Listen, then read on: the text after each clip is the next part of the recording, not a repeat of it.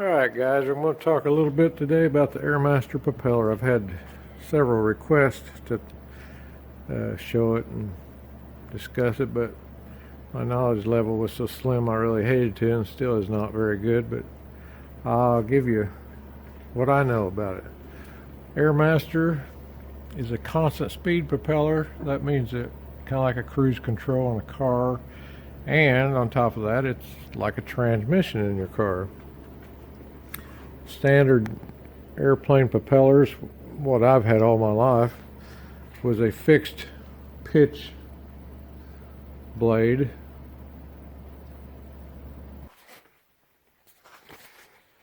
This is an example of a fixed pitch propeller. This is the first propeller I ever owned. It was on the first plane that I ever owned back in 1987, I believe.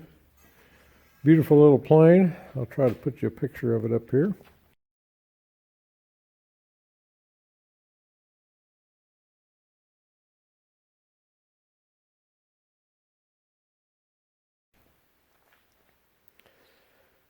My engine was stolen off of this airplane, and they left the propeller. So when I went back together, I went with a different engine and propeller. So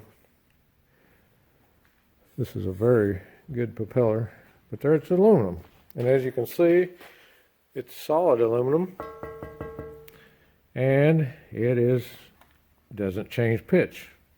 What it is what it's always going to be. Now you can send this in, and they'll put this in a big press and bend these blades to, say you want a climb propeller, which would be like first gear on a 10-speed bike. You can really climb up big hills, but you can't go very fast. They can bend it to make that. If you want a cruise propeller, they bend it into a little bigger pitch where you take a bigger bite out of there. Now your takeoff performance goes downhill, but once you get in the air, you're in 5th or 6th speed on your 10-speed bicycle. Now you'll move on down the road as you pedal the same RPM. And the difference in this and the constant speed is a constant speed propeller gives you first gear all the way through 10th gear on your 10-speed bicycle, basically. So you have the best climb you can get, and you have the fastest cruise you can get while in the air. So that's the main difference in a constant speed and a standard propeller. I have never owned a constant speed. I've always wanted one. Fixed pitch solid aluminum, which this is very heavy. This propeller, I haven't put it on the scales, but I'm guessing it weighs at least 25 pounds, which is about the same weight as my constant speed propeller that I just put on, because it's carbon fiber, and the blades weigh, I think it's five pounds a piece, something like that. So it's they've come a long ways in propellers. So that's the comparison between the two. The blades are carbon fiber. They have stainless steel inlay for, prop damage from gravel and stuff like that gets into the prop, which the carbon fiber wouldn't take. But the carbon fiber is very strong. It's just, it don't take rocks and dust and all that stuff. So the propeller's hitting, at 2,000 RPM. So these are replaceable, I think, if you send them back into the company.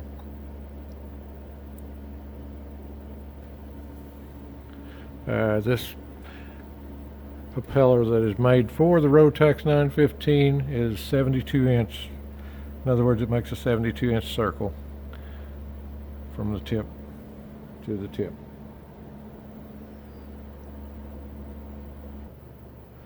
The easiest comparison I would have between the two propellers is a constant speed propeller is like a transmission on a 10-speed bicycle.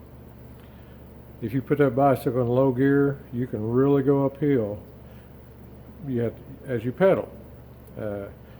When you get to level ground, first gear is not very good because you're going so slow.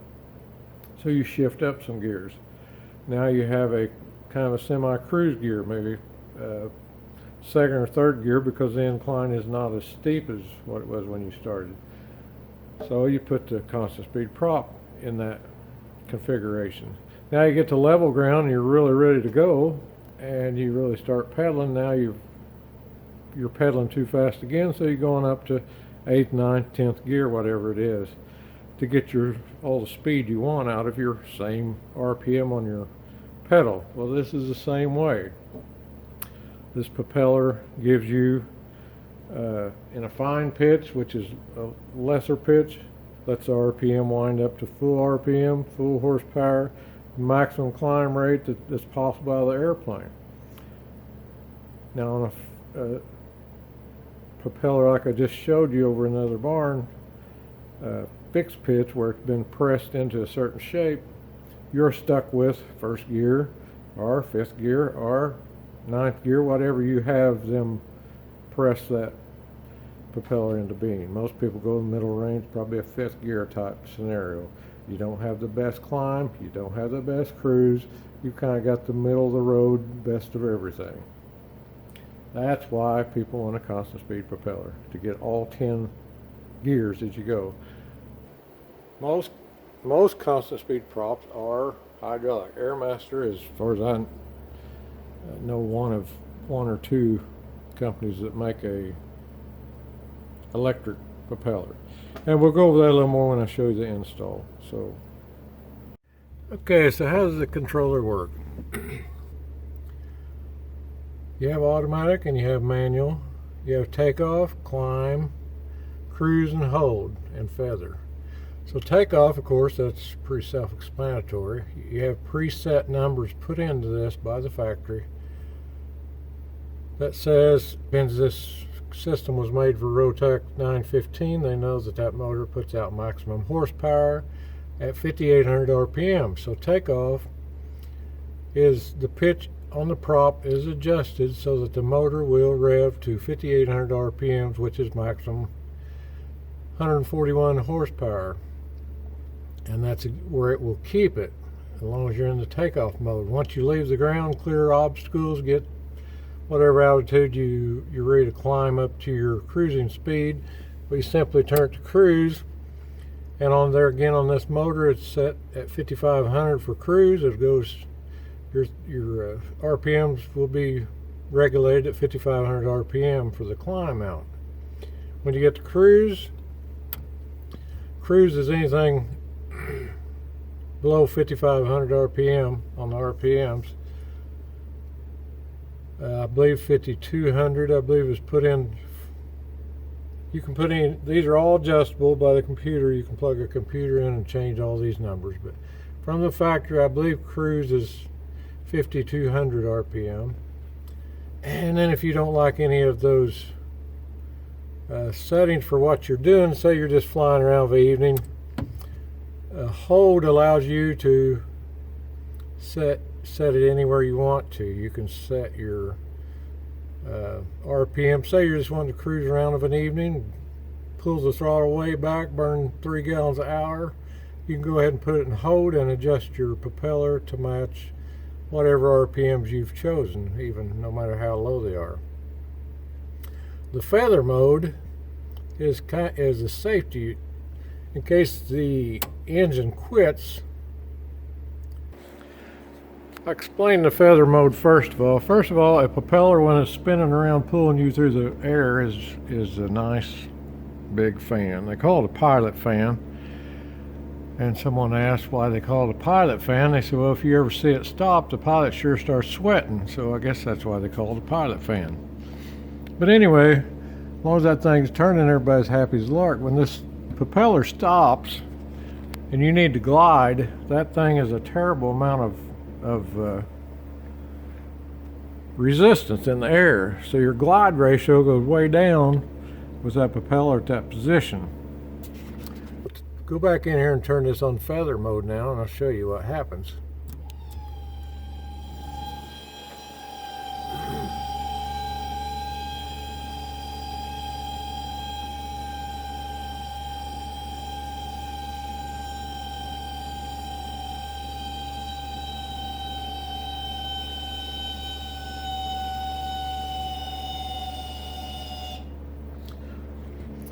They have turned, now you see in feather mode, they are straight with the airplane. They create no resistance. You no longer have this big air breakout in front of you. You have just a real thin, narrow blade that you're pushing through the air. So that's just a safety device that gives you about 25% more glide if your engine does conk out. You hope you never have to use it, but it's there. It's just a safety feature. So where does your controller pick up its information from? It has its own method up here. It has a speed sensor, if I can find it. Yeah, it's right here. That little ring around the middle guide there, that's a magnet. And it picks up magnetic pulses as that goes around. So it has its own RPM gauge right there built in. This is called the slip ring, and of course this is where you transfer electricity to the motor that's out here back to the controller in there. The outside ring here provides power to make a coarser setting. The inside, of course, brings the DC motor back to a fine setting, and the middle one is your feather mode. When you hit the feather button, it provides power to that ring, which releases the prop to go past its stops into the feather mode like I showed a while ago. This is your brush holder basically here. Brushes last around 400 hours. Very easy to change. Just take these two bolts out. Pull the mechanism out. They're spring loaded. They pop out. You just pull them out. Cut the connections on them. Resolder a new set of brushes in. So they're fairly simple. The whole thing is wonderful to mount. It's just a plug and play. You run the wiring. That's the only wiring it has. You run those all the way back through your panel, back to that device in there. You hook power up to provide 12-volt power to your box and mount it on your panel.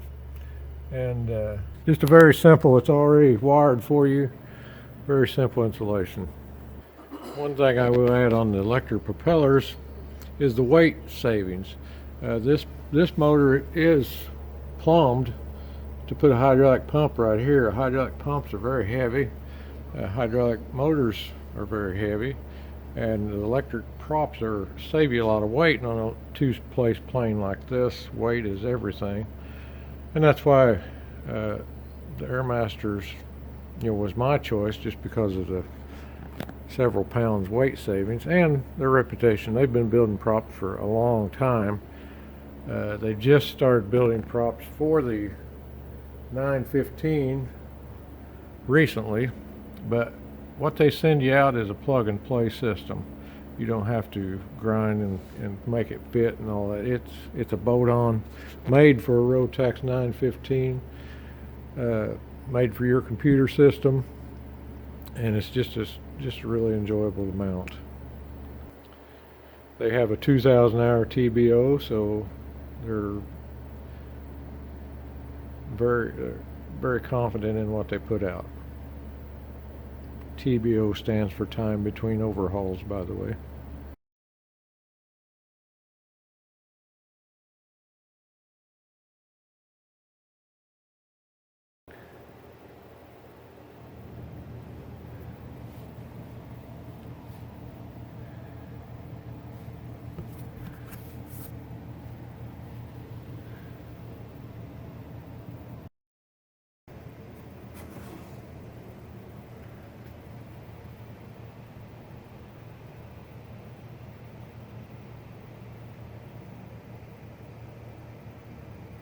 Alright guys, we're working on Air Master Prop today.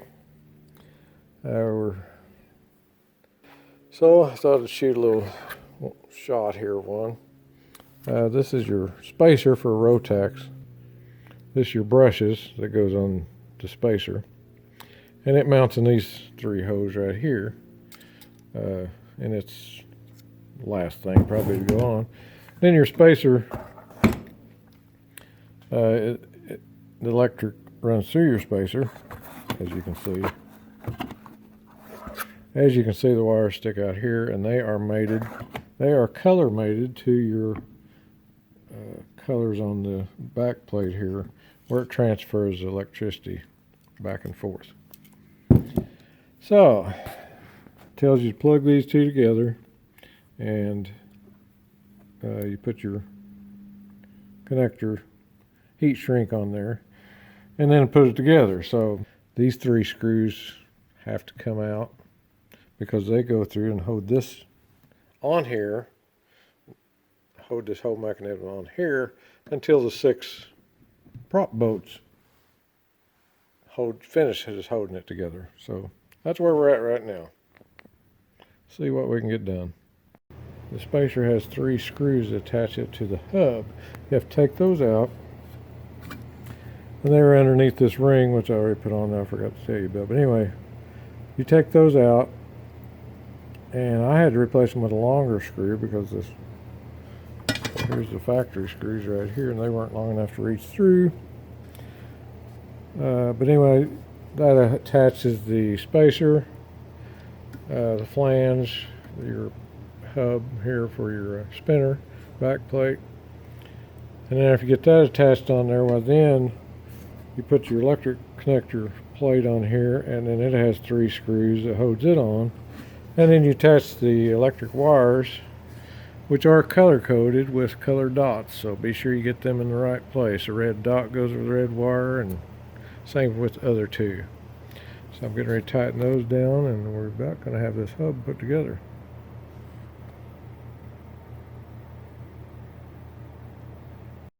Well, I had all this mounted previously. All the electric they sent to me early with a back plate, so I got it all mounted. But mounting onto your hub here, you cannot get the bolts in there. You put these spacers in right here, and then you put your bolts in. Well, I have not found a place that you can slide a bolt straight through there. You're too close to the case everywhere I've tried it. So you have to put the bolt and the spacer in here at the same time. So you have to push these spacers back out, or I do. And then I'll put the spacer on the bolt, as I did this one, and put the bolt and the spacer in. You can get your bolt in the hole, in the bigger hole at a crooked angle, and then when you get down here, then you can slip your spacer on in. So step number 1. All right, it's just a simple matter of, after you get it all together, just a simple matter of sliding it on and putting the 6 bolts in the hub. And they have torque specs on those. I don't have a torque down yet, but we are going to see about putting a blade on here now.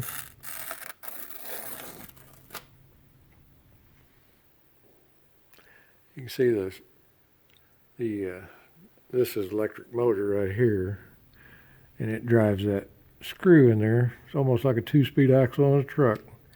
It runs the plastic piece, which each blade will slide into this slot right here.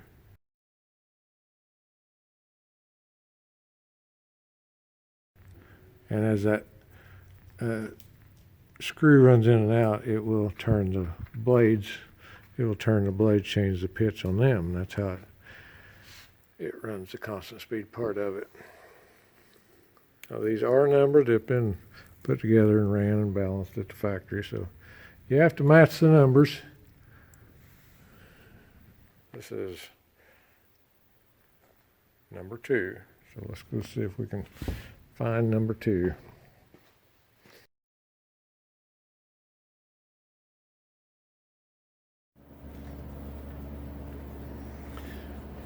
Okay, Airmaster advertises 30% better takeoff and 10% better climb and 20% better cruise. Now that's based on different airplanes, I'm sure, but that's about the statistics they give for the difference in your performance. I will do extensive testing on the propeller if we ever get in there, and I'll be able to set this at a solid, by running a manual, I'll be able to set it in a position based on the RPM off of what a stiff prop would be. So I should be able to run a full scale test of what this plane would do with a stiff prop, and then run it in automatic and see the difference of what it would do with the Airmaster constant speed activated. So hopefully someday we'll get to do that.